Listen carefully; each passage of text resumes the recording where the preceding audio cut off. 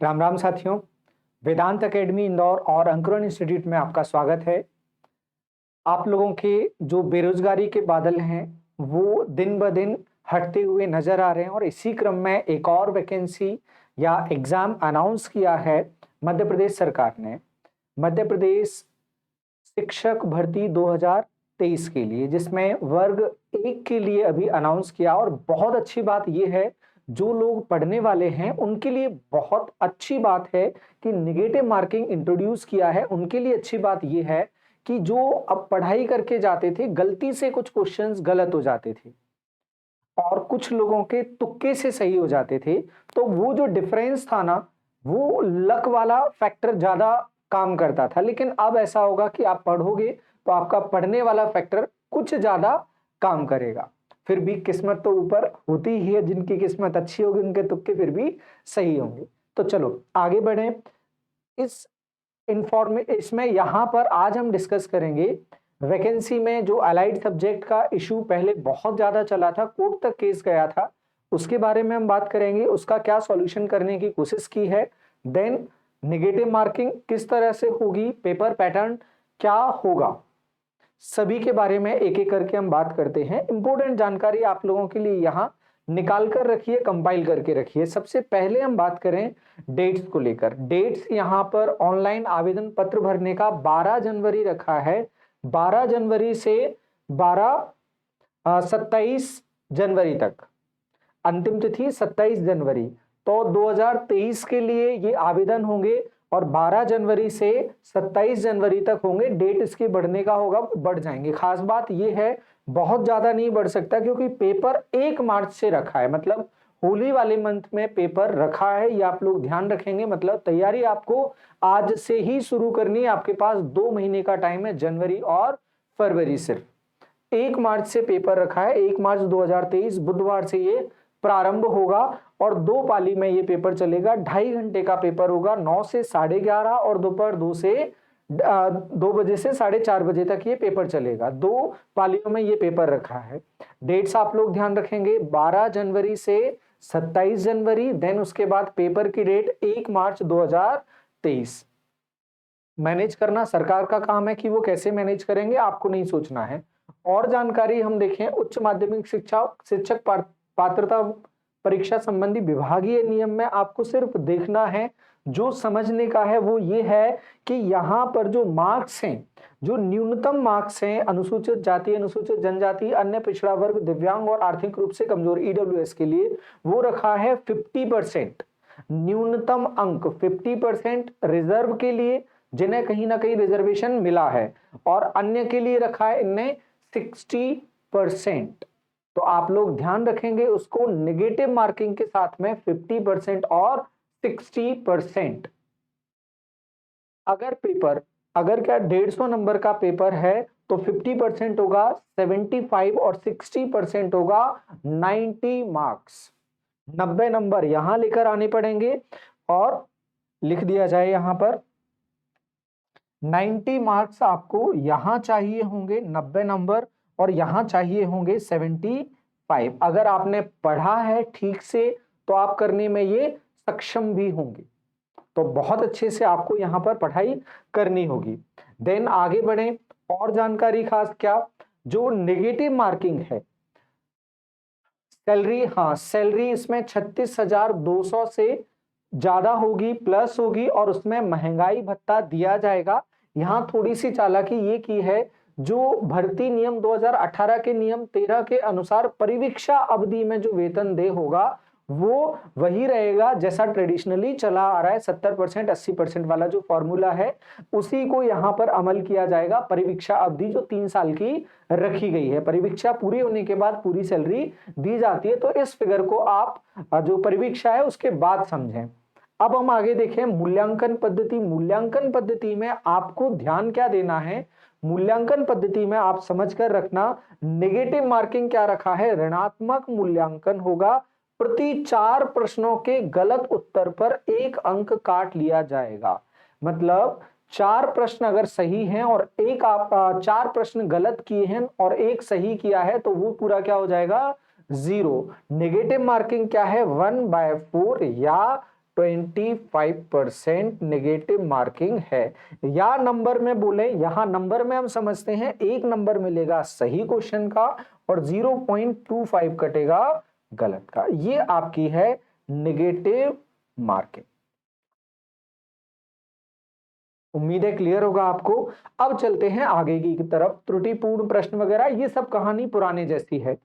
अब देखें बहुत शॉर्ट में कहानी। आवेदन पत्र भरने की 12 जनवरी से 27 जनवरी, फिर से बता दिया कुल भरने के कुल दिवस कितने, 16 दे रहा है ये। फिर एग्जाम की डेट 1 मार्च वापस से दे दी गई है, नोटिफिकेशन में ही इस तरह से दिया था। अब चलते हैं परीक्षा की योजना एवं पाठ्यक्रम। उच्च माध्यमिक शिक्षक, उच्च माध्यमिक शिक्षक के लिए यहां एग्जाम पैटर्न क्या रखा है। एग्जाम पैटर्न 2.5 घंटे में 150 अंकों का एक प्रश्न पत्र होगा, एक ही पेपर होगा जिसमें 2 पार्ट होंगे, आ और बा, ए और बी 2 पार्ट होंगे। जिसमें पहला जो पार्ट होगा, आ जो पार्ट होगा, पार्ट आ में 4 खंड होंगे, 4 सेक्शंस रखे होंगे। उन 4 सेक्शन में पहला हिंदी, दूसरा सामान्य अंग्रेजी, तीसरा सामान्य ज्ञान, चौथा शिक्षा शास्त्र, सामान्य ज्ञान व समसामयिक घटनाक्रम, तार्किक एवं आंकिक योग्यता, इसमें सभी चीजों को शामिल कर लिया। और ये कितने नंबर का है, ये टोटल 30 का। ये कैसे है 30 का, सबसे पहले आप हिंदी देखेंगे 8 नंबर की, इंग्लिश 5 नंबर की, जीएस, मैथ्स, रीजनिंग, ये सभी मिला के 7 नंबर का, और 10 नंबर का होगा पेडागोजी। तो इसमें से कोई भी सब्जेक्ट ऐसा नहीं है जो बहुत बड़ा रोल प्ले करता है। लगने में ये बहुत बड़े बड़े सब्जेक्ट लगेंगे, लेकिन जो आप कवर करने की कोशिश करेंगे तो एग्जाम के हिसाब से जल्दी कवर हो जाएंगे। आगे देखें और information. Part B, part B आ जाएगा आपका जो मेन सब्जेक्ट होगा जो आपने पीजी में लिया है। क्वालिफिकेशन में आपको पीजी और बीएड दोनों होना चाहिए। अब यहां पर आप देखोगे सेकंड पार्ट 120 नंबर में आपको 16 सब्जेक्ट यहां पर दिए हैं। अब ये 16 सब्जेक्ट हो सकता है आपको इसमें से आपका सब्जेक्ट ना दिखे, हो सकता है ना दिखे, क्योंकि पिछली बार ये विवाद बहुत ज्यादा हुआ था। भरने को तो इन विषयों से भर दिया गया था, लेकिन जो अलाइड सब्जेक्ट थे उनको लेकर कोर्ट तक कहानी पहुंची थी और ज्वाइनिंग नहीं दी गई थी। इसलिए उस विवाद को यहां स्टार्टिंग में खत्म किया गया है। अलाइड सब्जेक्ट बताए गए हैं। यदि आपका इनके अलावा किसी से ग्रेजुएशन है तो आप थोड़ा सा और जुड़े रहें, आपको क्लियर होगा इनमें से आपको कौन सा सब्जेक्ट सिलेक्ट करना है। तो ये 120 नंबर के जो बचे हुए क्वेश्चन हैं वो इन विषय से पूछे जाएंगे। ये आपके इनमें आपके अलाइड सब्जेक्ट भी होंगे, तो आप ध्यान रखेंगे ये भरना है और इनकी तैयारी करनी है, इनका पेपर पूछा जाएगा। अब हम चलते हैं, इनका जो सिलेबस है वो हमने यहां पर नहीं डाला है क्योंकि बहुत बड़ा बड़ा सिलेबस हो रहा था, तो वो नहीं डाला है। जो स्टार्टिंग के 4 सेक्शंस है, पार्ट ए के 4 सेक्शंस हैं, उनका सिलेबस डाला है। हिंदी का ये है, आप चाहें तो पॉज करके इसका स्क्रीनशॉट ले सकते हैं, हम स्क्रीन से हट जाते हैं। ये आपका सिलेबस हो जाएगा पहला और दूसरा और तीसरा सेक्शन का। चौथा सेक्शन पेडागोजी का हो जाएगा, इसमें तार्किक योग्यता, आंकिक योग्यता उसी में मिलाकर ले लिया है। ये पेडागोजी का आपका हो जाएगा। 5 सेक्शन दिए, एक्चुअली में 5 नहीं है, 4 ही सेक्शन है। ठीक है, ये पेडागोजी का हो जाएगा। अब हम चलें आगे, इंग्लिश में पेडागोजी। अब चलते हैं अलाइड सब्जेक्ट, जो मेन सब्जेक्ट है उसका सिलेबस यदि आपको चाहिए आप टेलीग्राम चैनल पर जाएं, नीचे लिंक डिस्क्रिप्शन में आपको मिल जाएगी। आप वहां पर जाकर पूरा नोटिफिकेशन डाउनलोड कर लें, और ये जो इंपॉर्टेंट जानकारी है आप लोगों को अलग करके दी गई है, ये भी आपको वहां पर अवेलेबल हो जाएगी। आप चाहें वहां से इसको भी डाउनलोड कर सकते हैं। अब चलते हैं अलाइड सब्जेक्ट। यदि आप परेशान हो रहे हो कि मुख्य जो 16 विषय है उसमें आपका नहीं दिख रहा है, तो आप यहां ध्यान दें। मैथ किन किन को भरना है, कौन मैथ से जाएगा। अप्लाइड मैथ से जिनने एमए किया है, स्टैट्स से जिनने एमए किया है वो भी मैथ्स पर जाएंगे।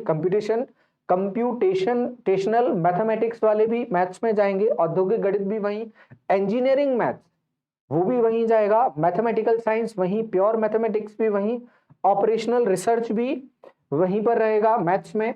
फिर आते हैं केमिस्ट्री, केमिस्ट्री में बायोकेमिस्ट्री, फिर applied biochemistry, applied chemistry, environmental chemistry, pharmaceutical chemistry, physical chemistry, inorganic, organic, industrial, analytical chemistry, chemical science, nano science और नैनो टेक्नोलॉजी। इन सभी से जिनने पीजी किया है वो अपना फॉर्म भरेंगे केमिस्ट्री से। ध्यान रखें, आपको फॉर्म भरना होगा केमिस्ट्री से। देन उसके बाद बायोलॉजी, जीव विज्ञान, बायोलॉजी में माइक्रोबायोलॉजी, बायोटेक्नोलॉजी, देन उसके बाद molecular biology, plant physiology, agriculture, botany, life science, ecology, environment, fisheries, bioscience, biochemistry, biophysics, environmental science, aquaculture, bioinformatics science, forestry, genetics, cell biology, environmental biology, limnology, entomology, industrial microbiology, genetic engineering, biomedical technology, development biology, plant science, animal science, आप सभी लोग form भरेंगे biology से, जीव विज्ञान से। Physics के allied subjects, हाँ फिजिक्स की भी कोई बैर नहीं है, आप देख लें, आप जिन सब्जेक्ट्स का देखना चाहते हैं आप यहाँ पर पीजी देख सकते हैं और आप उन्हीं के साथ में अपने सब्जेक्ट पर जाएंगे। एग्रीकल्चर का, एग्रीकल्चर में आ जाएगा एग्रीकल्चर और एग्रो फॉरेस्ट्री की जितनी भी टेक्नोलॉजीज हैं सभी इसमें शामिल हो जाती हैं। Agriculture stats, microbiology, agriculture, botany, forestry, ecology and environment, fisheries, soil and water management, वहां पर भी थी, बायोलॉजी में भी थी, यहां पर भी है। फिर ये सभी नेमेटोलॉजी, एग्रो फॉरेस्ट्री, एग्रीकल्चर, फिजिक्स, ये सभी आ जाती हैं किसमें, एग्रीकल्चर में, सभी एग्रीकल्चर में आ जाएंगे।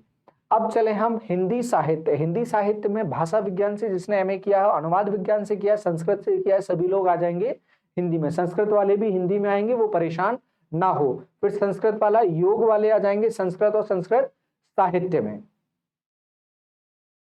अगर सब्जेक्ट ना मिले तो परेशान नहीं होना, और सब्जेक्ट मस्ट है भरना, जो ब्लॉक 4 है वो जरूर भरना पड़ेगा। यदि किसी को फॉर्म भरने में परेशानी हो आप कमेंट बॉक्स में डालें, जब फॉर्म आ जाए प्रॉब्लम हो आप कमेंट बॉक्स में डालें, या फिर हमारा जो नंबर होगा मेंशन होगा उस पर आप व्हाट्सएप पर मैसेज ड्रॉप कर दें या टेक्स्ट मैसेज ड्रॉप कर दें, आपकी हेल्प की जाएगी जो भी परेशानी होगी आपकी उसमें।